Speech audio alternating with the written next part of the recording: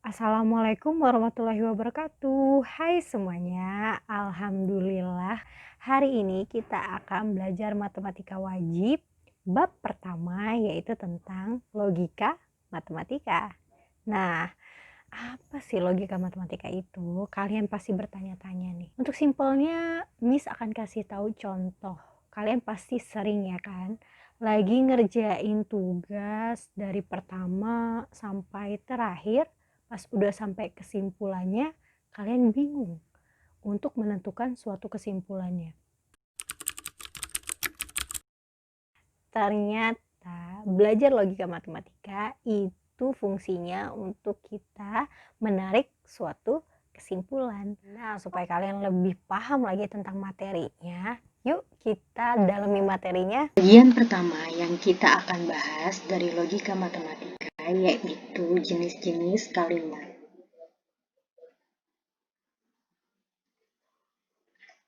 Kalimat terbagi menjadi dua jenis, yaitu kalimat tertutup dan juga kalimat terbuka. Kalimat tertutup adalah kalimat yang sudah jelas nilai kebenarannya, baik itu kalimat yang bernilai benar atau kalimat yang bernilai salah. Salah satu contohnya yaitu Presiden pertama Indonesia adalah Insinyur Soekarno. Nah, pada contoh kalimat pertama ini, kalimat tertutup ini adalah bernilai benar, karena benar bahwa Presiden pertama Indonesia adalah Insinyur Soekarno. Untuk contoh yang kedua, yaitu kalimat dalam matematika. Jadi kalimat juga tidak harus dengan kata-kata, tapi bisa juga dalam bentuk matematika, yaitu 2 ditambah 2 sama dengan 5. Nah, ini adalah kalimat tertutup yang bernilai salah, karena 2 ditambah 2 harusnya bukan 5, tapi 4. Nah, tapi walaupun dia salah, ini termasuk kalimat tertutup. Jadi jelas ya, kalimat tertutup itu adalah kalimat yang sudah jelas baik nilainya benar ataupun nilainya salah. Selanjutnya yaitu kalimat terbuka. Kalimat terbuka adalah kalimat yang tidak jelas nilai kebenaran atau kesalahannya. Nah, biasanya bentuknya seperti ini. X ditambah 4 sama dengan 7. Coba deh kalian pikir-pikir, X ditambah 4 sama dengan 7. Karena X kita tidak mengetahui nilainya berapa, jadi X bisa saja benar jika kita masukkan nilainya X sama dengan 3, tapi bisa jadi salah jika X-nya selain dari 3. Maka ini termasuk kalimat terbuka, karena dia belum jelas nilai salah atau benarnya.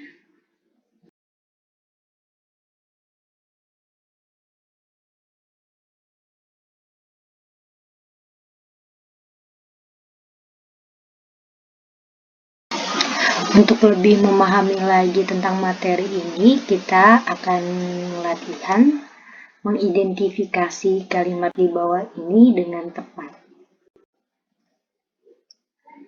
Jakarta, ibu kota Indonesia. Apakah 1 merupakan bilangan prima? X ditambah 2 sama dengan 3, dan yang terakhir ikan bernafas dengan trakea.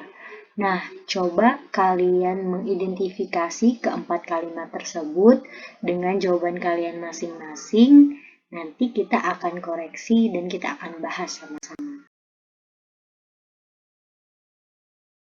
Untuk kalimat nomor 1, yaitu Jakarta ibu kota Indonesia, ini termasuk dalam kalimat tertutup karena dia sudah jelas nilai kebenarannya, yaitu bernilai benar. Untuk yang nomor 2, apakah 1 merupakan bilangan prima? Ini merupakan kalimat tanya, jadi bukan kalimat tertutup dan juga bukan kalimat terbuka. Untuk nomor 3, X ditambah 2 sama dengan 3, ini adalah contoh kalimat terbuka. Karena ditandai dengan X di sini, kita tidak tahu nilai X-nya berapa. Jadi ini adalah kalimat terbuka karena tidak jelas benar atau salahnya. Dan yang terakhir yaitu ikan bernafas dengan trakea. Ini adalah kalimat tertutup yang bernilai salah. Sekarang kita membahas tentang negasi. Apa sih itu negasi? Negasi adalah suatu operasi dalam matematika yang membuat nilai kebenarannya berbalik. Contoh yang pertama, Presiden pertama Republik Indonesia adalah Insinyur Soekarno. Jika kita negasikan, akan menjadi Presiden pertama Republik Indonesia, bukan Insinyur Soekarno. Cukup menambahkan kata bukan pada kalimat tersebut. Nah, untuk contoh yang kedua, dalam bentuk matematika, 2 ditambah 2 sama dengan 5. Jika kita negasikan, maka 2 ditambah 2 tidak sama dengan 5. Kita coba kerjakan beberapa contoh supaya lebih paham.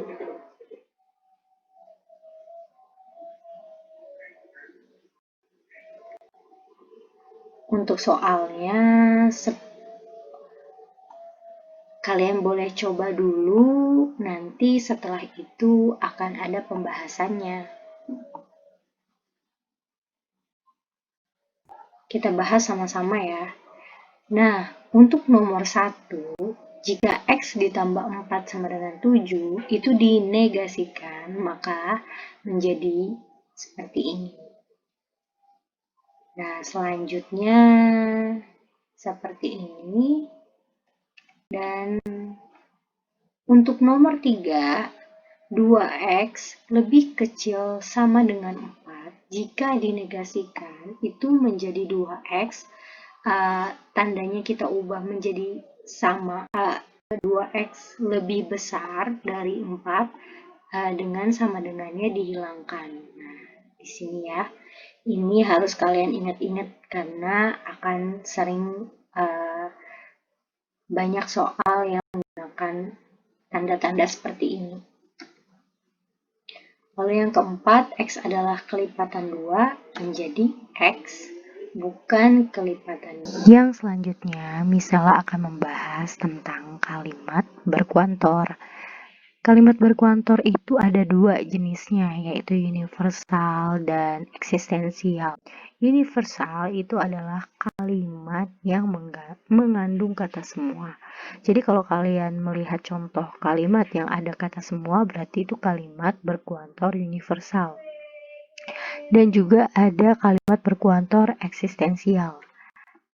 Kalimat yang mengandung kata ada atau beberapa. Jadi udah bisa ada gambaran ya. Nah, untuk lebih lanjutnya lagi biar nggak bingung, kalian lihat contoh kalimat berkuantor berikut ini. Untuk kalimat nomor 1, yaitu ada siswa menyontek saat ulangan. Nah, gampang sih. Lihat aja, ada kata-kata ada, berarti dia adalah contoh kalimat berkuantor eksistensial. Nah, kalau yang ini, semua anak patuh kepada orang tua, contoh kalimat berkuantor, ya, universal. Nah, beberapa kalimat berkuantor itu sering banget kita temuin. Tapi untuk lebih jelasnya lagi, kita akan menyimak video pembelajaran dari Miss. Misalnya akan memberikan contoh penggunaan kalimat berkuantor universal ataupun eksistensial. Nah, sekarang untuk soal yang pertama, dilihat X lebih besar dari negatif 1. Contoh nomor 1. Nah, ini merupakan X lebih besar dari negatif 1 merupakan kalimat terbuka. Kita berikan kalimat berkuantor, contohnya misalnya berikan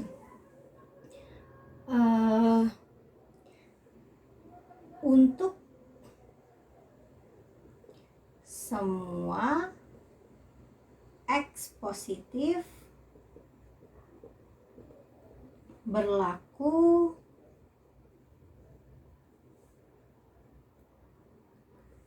X lebih besar dari negatif 1. Nah, dari kalimat terbuka kita akan mengubahnya menjadi pernyataan, suatu bentuk pernyataan, dan dengan diberikan kalimat berkuantor.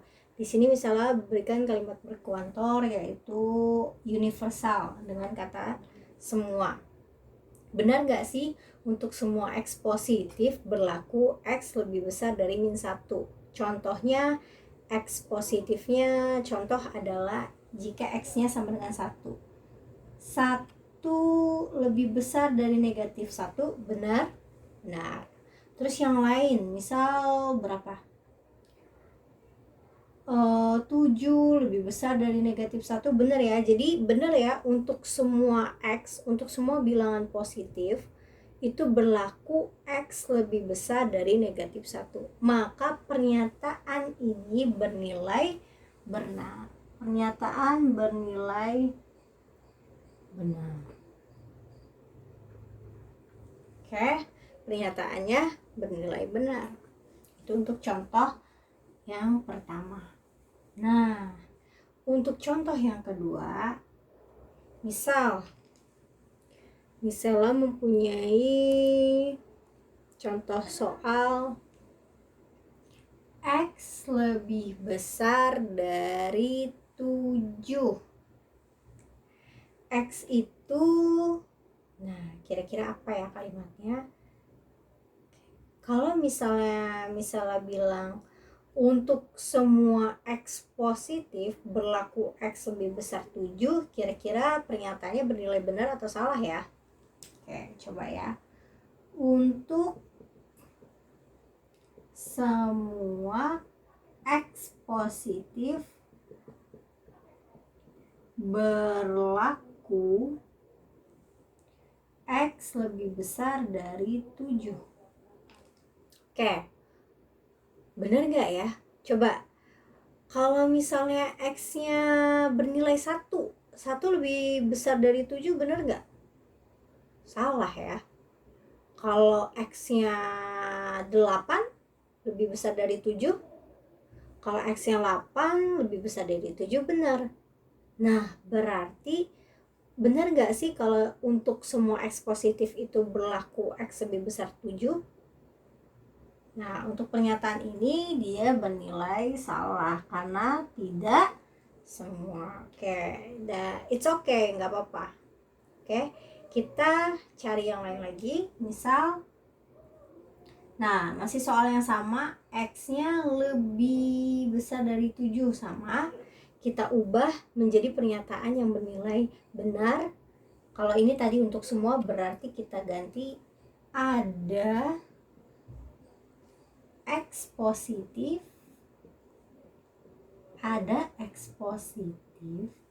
berlaku X lebih besar dari 7. Benar kan? Ada X positif, maksudnya tanda artinya tidak semua bilangan positif itu berlaku X lebih besar dari 7. Karena tadi kalau kita taruh 1 lebih besar dari 7, salah kan? Nah, berarti kalau ada X positif, ini bernilai, pernyataannya bernilai benar. Nah, itu salah satu contohnya. Semoga kalian paham ya.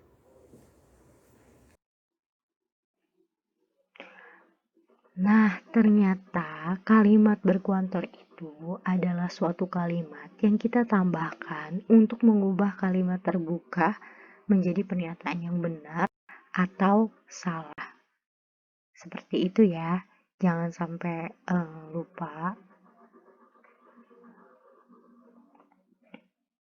Nah, jika sebelumnya kita udah belajar kalimat berkuantor itu apa dan beberapa pengaplikasiannya di matematika, sekarang kita akan lanjutkan yaitu ingkaran berkuantor. Nah, ingkaran berkuantor. misalnya punya kalimat nih, semua unggas bertelur. Kalau kita ingkarkan, oh ya, dan beberapa siswa rajin belajar. Kita akan ingkarkan dulu semua unggas bertelur. Coba deh kalian pikir dulu, kira-kira kalimat ingkarannya apa ya? Nah, oke, kalau gitu udah ada gambaran nih kira-kira ingkarannya apa. Tadi udah tahu ya, ingkaran itu adalah kebalikan dari pernyataan itu. Jadi kebalikannya. Kalau misalnya kalimatnya semua unggas bertelur, kira-kira ingkarannya kita ganti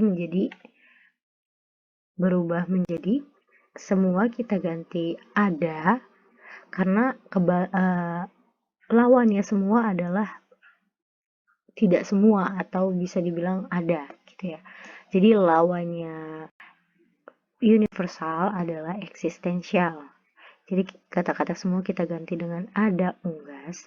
Jika ini bertelur, maka tinggal kita tambahkan ada unggas yang tidak bertelur. Paham ya? Gampang banget nih. Nah, untuk contoh kedua, coba deh kalian pikirin lagi. Oke, kalau udah punya jawaban sendiri, misalnya sekarang kasih tahu jawabannya. Nah, kalian udah menyimpan jawaban sendiri nih ya. Beberapa siswa rajin belajar. Nah, untuk ingkarannya itu semua siswa, karena lawannya beberapa adalah semua, siswa tetap siswa, yang kita negasikan adalah pekerjaannya apa yang dilakukan, kan rajin belajar, berarti tinggal kita tambahin tidak rajin belajar. Gampang ya? Mudah kan? Nah, bisa jadi dari contoh itu kita bisa simpulkan bahwa ingkaran kalimat berkuantor itu rumusnya seperti ini. Nah, begini ya. Oke. Untuk lebih diingat, biar kalian nggak lupa, misalnya harap kalian mencatat dengan baik, supaya kalian bisa ngulang-ngulang lagi biar nggak ketinggalan. Biar kalian bisa ngulang-ngulang lagi. Oke, kita lanjut ya. Hubungan antar kalimat. Nah, kita ke hubungan antar kalimat nih. Bukan cuman kalian doang yang mempunyai hubungan ya. Nah, kalimat ini ternyata juga punya hubungannya. Nah, hubungan antar kalimat yang kita pelajarin itu ada 4, yaitu konjungsi, atau kita bisa bilang bahasa Indonesianya itu kata penghubung, dan disjungsi itu kata penghubungnya, atau ya implikasi itu kata hubungnya jika maka, diimplikasi jika dan hanya jika. Hubungan antar kalimat yang pertama yaitu konjungsi dengan simbol seperti ini, V terbalik. Konjungsi itu adalah dan ya. Nah, contohnya misalnya akan menggunakan tabel kebenaran pada contoh konjungsi ini. Ini adalah tabel kebenaran. Miss mempunyai pernyataan pertama kita sebut P, dan pernyataan kedua kita sebut adalah Q, adalah key. Dan ini tabel kebenarannya dan dihubungkan dengan konjungsi atau dan. P dan Q. B benar. Nah, oke. Jika pernyataan pertama bernilai benar, biasanya gini, BB, SS, BS, BS. Untuk tabel kebenaran jika pernyataannya ada 2, ada P dan Q. Tabel kebenarannya BBSS, BS, BS. Kita gabung. Jika benar dan benar, maka hasilnya adalah benar. Jika benar dan salah, maka hasilnya adalah salah. Jika salah dan benar, maka hasilnya salah. Jika salah dan salah, maka hasilnya pun salah.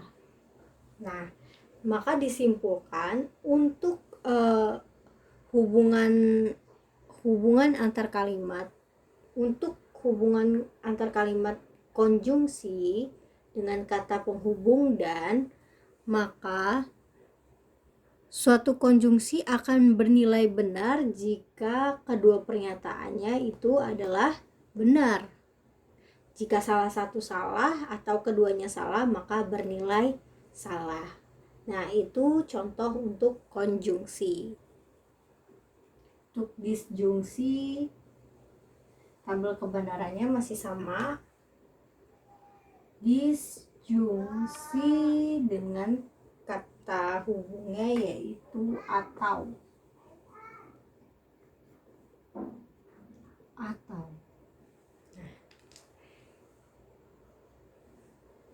Jika benar atau benar, benar atau benar,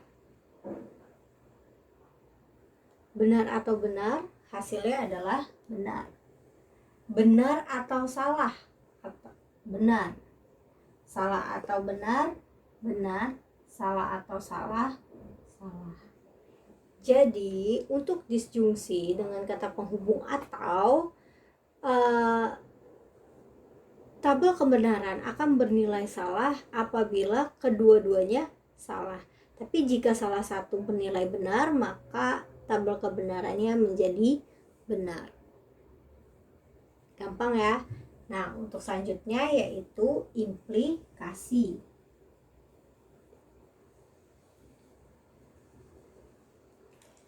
Implikasi simbolnya adalah tanda panah. Implikasi simbolnya adalah seperti ini. Ya. Implikasi ini simbolnya biasa jika, maka. Jika, maka.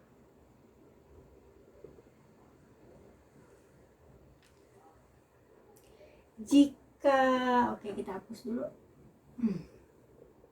Oke, kita mulai.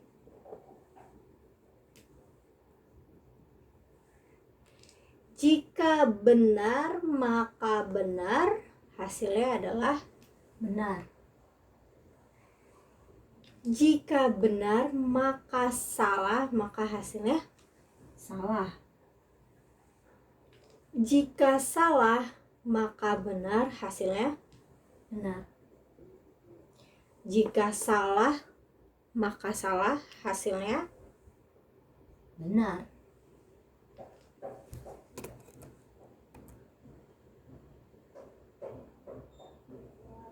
Nah, suatu implikasi memiliki nilai kebenaran jika yang terakhir atau pernyataan yang terakhirnya bernilai benar. Ya, bernilai benar atau dia dua-duanya salah, jadi bernilai benar. Jika salah, maka hasilnya adalah benar. Nah, gitu ya. Oke, paham? Selanjutnya yaitu biimplikasi dengan simbol tanda panahnya kanan kiri. Jika dan hanya jika. Dan hanya jika. Jika dan hanya jika.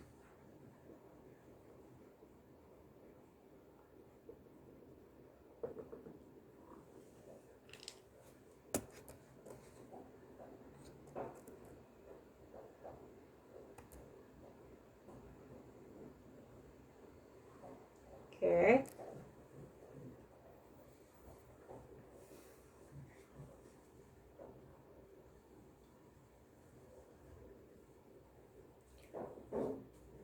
Jika benar dan hanya jika benar, maka hasilnya adalah benar. Jika benar dan hanya jika salah, maka hasilnya salah. Jika salah dan hanya jika benar, hasilnya pun salah. Jika salah dan hanya jika salah, hasilnya benar. Maka bisa kita simpulkan untuk biimplikasi dia akan bernilai benar jika kedua pernyataannya sama. Benar-benar benar, salah-salah benar. Kalau salah satunya berbeda, maka hasilnya adalah salah. Oke. Nah, sampai situ kita tadi sudah tahu hubungan antar kalimat, yaitu diskonjungsi. Yang pertama konjungsi dengan kata hubung dan, disjungsi dengan kata hubung atau, implikasi dengan kata hubung jika, dan biimplikasi jika dan hanya jika, dibuktikan dengan menggunakan tabel.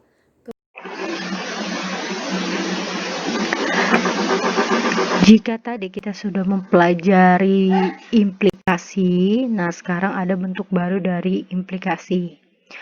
Kita tahu bahwa implikasi adalah jika suatu pernyataan P, maka pernyataan Q.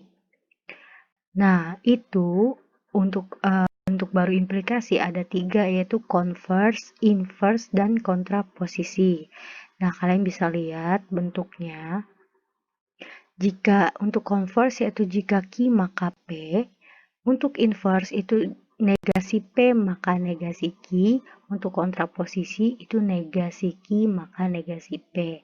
Nah, untuk lebih detailnya kita akan pelajari. Jika tadi kita sudah mempelajari implikasi, nah sekarang ada bentuk baru dari implikasi. Kita tahu bahwa implikasi adalah jika suatu pernyataan P, maka pernyataan Q. Nah, itu untuk bentuk baru implikasi ada 3, yaitu converse, inverse, dan kontraposisi. Nah, kalian bisa lihat bentuknya.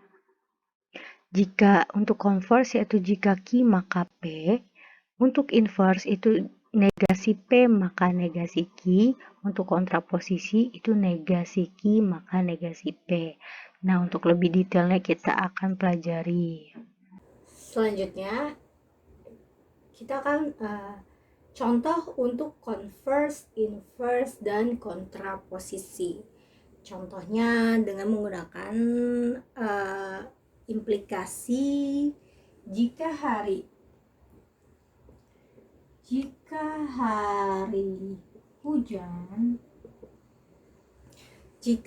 hujan, maka saya memakai payung.